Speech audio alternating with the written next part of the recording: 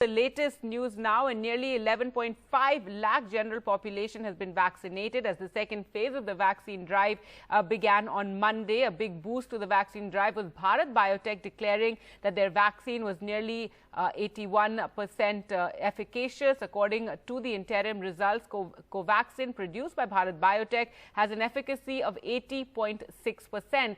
Now, the results were collected by studying 43 participants in the trial who had tested positive for COVID 2 weeks after receiving their second dose and had presented with mild, moderate or severe symptoms. It was found that 36 out of these 43 participants had received a placebo, while 7 had received Covaxin. Now, these results have so far not been published in any scientific journal or been peer-reviewed. However, it was announced yesterday by Bharat Biotech. And if we talk about other vaccine candidates, there are several that are in different stages of development in the country. You have the Zydus Cadila vaccine, which will soon begin phase 3 trials. You have trials for Russia's Sputnik V, which are being carried out by Dr. Reddy's lab. It's found to have an over 90% efficacy and is now in demand in many parts of the world. Another vaccine about which there's been a big buzz is a Novavax vaccine, which is being developed in India along with the Serum Institute of India. Well, to talk more about the vaccines, we're now joined by Dr. Anita Ramesh Chandra, Senior Medical Oncologist, Apollo Specialty Hospitals, Chennai, someone who's been involved with vaccine trials, and also Dr. Sanjeev Singh, Medical Director, Amrita Hospital, Faridabad, and member of the Drug Safety Council, Government of India. Dr. Chandra, first to you, good news with Bharat Biotech, declaring that their vaccine is efficacious. It's 81%, though we're still waiting for the data to be published.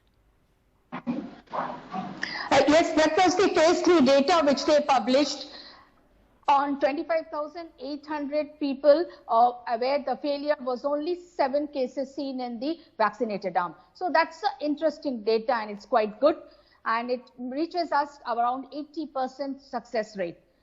And also, if the safety data was also published, which shows relatively safe and not much of serious adverse reaction. But correctly, you said this has not been published in any peer-reviewed journal like NEJM, Lancet, which is needed. And I'm sure they just published the data yesterday. Subsequently, it is going to come into the journals over a period of time. Some more data, what I understand, is yet to be released, some more safety data, which has to be also again go into a peer-reviewed journal and be available in the public domain to give us confidence. Yes, it's a safe vaccine and it is a little more efficacious vaccine. So that's where Covaxin stands as on today. Right, Dr. Singh, and because of this sort of cloud over Covaxin, being a part of the vaccine drive, initially there was some amount of hesitancy. Perhaps, hopefully, that will be overcome now, especially as we're stepping into the second phase, and hopefully we'll get more vaccines to choose from. Yeah, exactly. Yes, you are right, because... Dr. Chandra, just a moment, that was for Dr. Singh. Yes, go ahead. Yeah, thank you. I think it is important. The vaccine hesitancy for Covaxin basically came up it jumped from the fact that the data was not very clear and it got an emergent use authorization while Covaxin was still in phase 3 trial.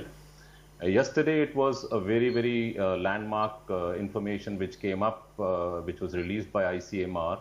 And it shows a seroconversion at 56 days of 98.3% and at 104 days of 81.3%. So I'm sure this would be published, but the press release from ICMR and Covaxin together, Bharat Biotech together, is very, very encouraging. And that would reduce the vaccine hesitancy and the apprehensions which everybody had that it was the information or acceptance of Covaxin into the vaccine administration was slightly done before all the data could come in.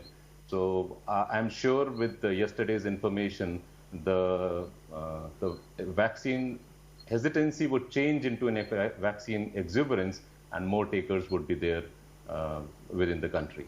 Right, and Dr. Chandra, there's also, the efficacy of Covaxin is found to be better than that of Covishield. The AstraZeneca Oxford vaccine has some 70–71% efficacy according to, trials that have taken place in different parts of the world. And now it does seem Covaxin has better efficacy. Yes, you are right. Yes, Covaxin has shown a efficacy of almost 80.6, that average around 81%, whereas the Covishield was 70.2%. But one thing in Covishield I want to tell the viewers is that it was seen when this vaccine was given in United Kingdom, over a gap of 12 weeks, the efficacy rose up to more than 90%.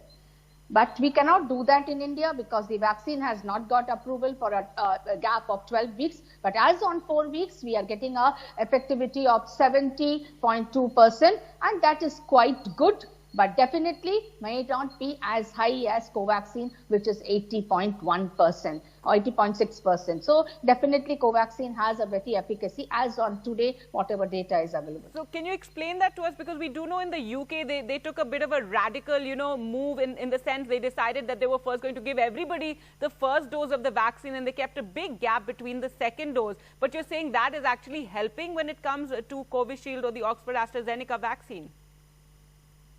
Yes, that's what the data is saying. We know about it, but we did not do in India because when the vaccine went for approval for phase 3, it was approved for 4 weeks interval. So you cannot defy and go against the approval parameters. But yes, we can reapply and say, yes, let's go and do that portion of the study when we have a gap of 3 months, that is 12 weeks, how effective it is. But yes, in UK it is running, and that's what they are going on. And the efficacy is quite enhanced when the difference between the first and the second dose is extended. Right, and Dr. Singh, if we talk about, other vaccines that are there's several candidates that are there being developed in different stages. A lot of excitement for Russia's Sputnik V vaccine. You also have Novavax. Tell us a bit about the vaccines that are currently being tested in India. So there are many other vaccines other than the Covishield and the Covaxin, which is right now in use. So the Gamaleya Laboratories Sputnik vaccine, there is a Johnson & Johnson vaccine, there is also Sinovac vaccine. All of this is getting tested, and there is another within the Serum Institute. They have a viral vector vaccines which is also available. All of it is within the phase 2 trial, and it would go on to phase 3, and it is being directly monitored by the Drug Safety and Monitoring Board. More data needs to come in, but 1.3 billion people to be vaccinated, a very high target of 6 lakhs vaccinations per day. There needs to be more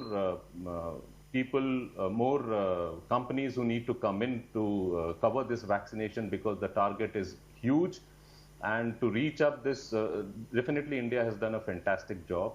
But at least to cover this by July, the target which the government of India has of reaching out to close to 300 million, I think close to 6 to 8